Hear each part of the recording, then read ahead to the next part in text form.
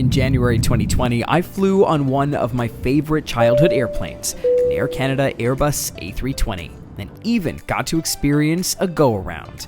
This is the return trip from Montreal back to Toronto. Come check out this 2003 built Airbus A320.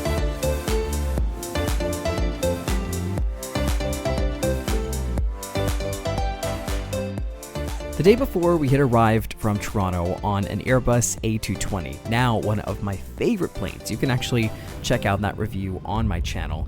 But our mission today on departure from YUL was actually to get on an earlier flight. So I'm currently at YUL, Montreal Trudeau Airport, and what is going on is we're basically trying to get home earlier than our scheduled flight. So we're supposed to be going home at 9:30 tonight, but we're trying to get on a 5 o'clock flight. Now that 5 o'clock flight is an A320, Air Canada, which I'm excited about. And later on, it's a 787-800. So it's a bit of a toss-up what we get, but fingers crossed we get on an earlier flight. On a few corridors, like between Ottawa, Montreal, and Toronto, you can get same-day standby, depending on the fare type that you booked. Sometimes, you can just hope. I was really taking a chance here.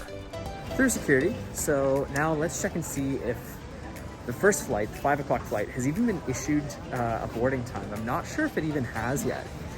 So let's take a look. AC421 was our goal, and since the flight was delayed by 30 minutes, it looked like luck was on our side. But when we arrived at the gate and spoke to the agent, we were in for an even better treat. So it turns out we got on an even earlier flight. We went to the gate, and there was another flight leaving earlier, and it's on an A320 as well. So we're so excited, we got our passes. We were now on AC417, operated by Charlie Foxtrot Xylophone Charlie Delta. Try saying that 5 times fast. This was a 2003 built A320, which had been operated by Air Canada for its entire career. It had been operating the Toronto-Montreal route for the past week, but after our flight, it would be operating AC745 to San Francisco. Boarding was quick. Now, I love this cabin. It's actually what I've been used to over the last 15 years and for so many holidays. But it is definitely showing its age. Air Canada's A320 fleet is definitely on the older side, with many almost being 20 years old, so I'm not sure if they're going to get a cabin refresh.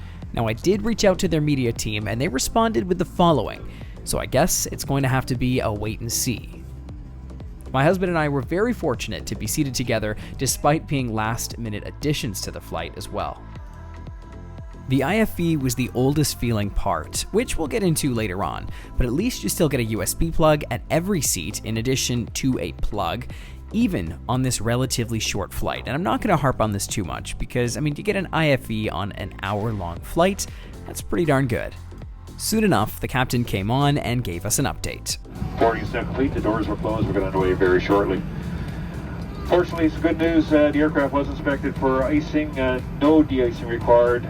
So we'll head straight to the runway and depart. Some light turbulence at most altitudes between here and Toronto. We'll do our best to find you some smooth air. And cooler weather in Toronto and the snow showers are moving out of that airport as well with just cloudy skies currently. Sit back, relax, thanks for joining us this afternoon. Hope you enjoy your flight. And just like that, we were on our way. I love Air Canada's new safety video. They've always made classy safety videos. This one features all of Canada's beauty. I just think it's ironic that there's no airplane in the airplane safety video, but it is an original take, and it is beautiful. So join us as we explore all that Canada has to offer. It was a beautiful taxi out as the sun was just about to set. Montreal actually has an interesting history with airports. Former Prime Minister Pierre Trudeau, which Montreal Airport is named after, wanted to build a larger airport for Montreal, which was constructed and then was known as Mirabel. However, the distance of Mirabel from the downtown core of Montreal, as well as an economic shift, led to traffic eventually staying at Dorval, now known as Pierre Trudeau Airport or YUL. The passenger terminal was actually demolished in 2016, and the final passenger flight departed in 2004. You can actually see the passenger terminal in the film Warm Bodies, which is kind of cool. All right, time for takeoff. Check out our departure from Montreal.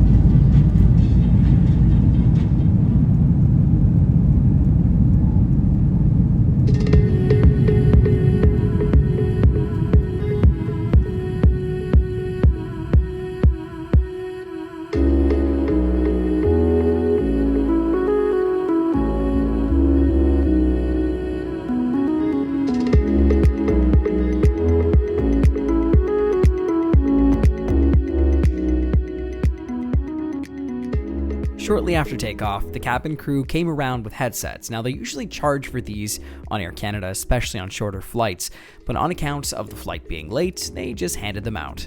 Thales decided to take a nap, and I decided to give you a tour of the seat as well as the IFE.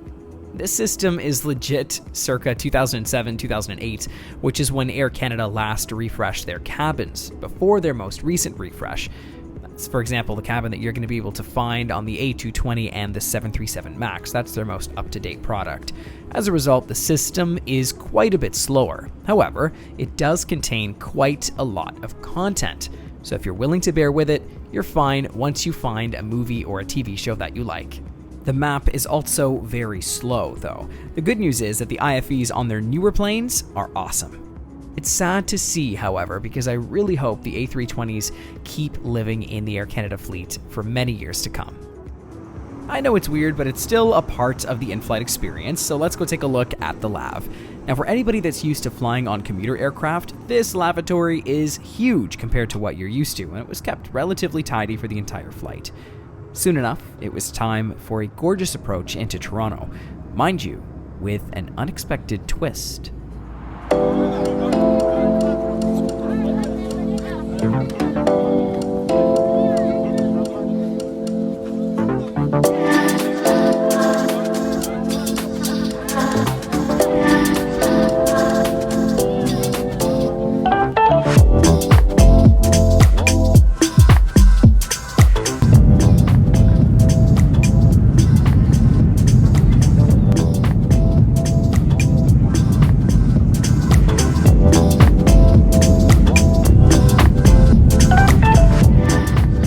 It looks like the first approach canceled the landing to do a little bit of a go around. Let's find out what the captain has to say. Ladies and gentlemen, flight deck captain speaking. We're 6 miles final into Toronto, and the aircraft in front of us was very slow exiting the runway. The control tower asked us to pull up and go around. At this point, we're setting up for another approach to landing in Toronto. Asking you to remain seat, your seatbelts fastened, follow the direction of the flight attendants. We expect to be landing in Toronto within the next 10 minutes.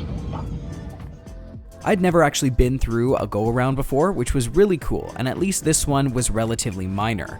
After a quick circle, we tried again, this time successfully. Check out our landing into Toronto.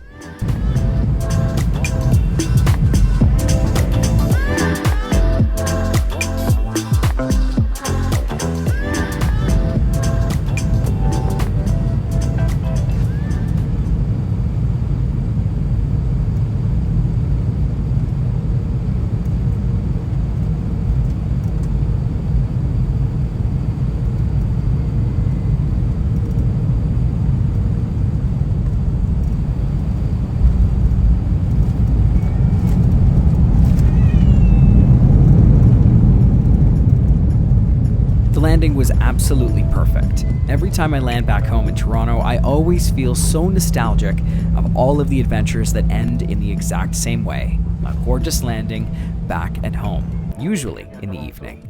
Overall, I appreciated Air Canada's help with getting my husband and I home sooner. This plane was definitely showing its age, but it was great for a quick trip like this. Hopefully the remaining A320 fleet gets a cabin refresh, but I think that's unlikely with more 737 MAXs and A220s on the way. The A320 is likely on its way out for Air Canada. I'm glad that I got to fly on it at least one more time. And just like that, we're back here at Toronto Pearson International Airport, Terminal 1. Amazing flight on Air Canada on the A320. So nostalgic, so much fun, and great trip from Montreal. Excitement and all. What do you think? Should Air Canada hold on to their A320 fleet? Let me know in the comments below. Subscribe for more travel content coming your way, and until next time, fly safe and be sure to subscribe.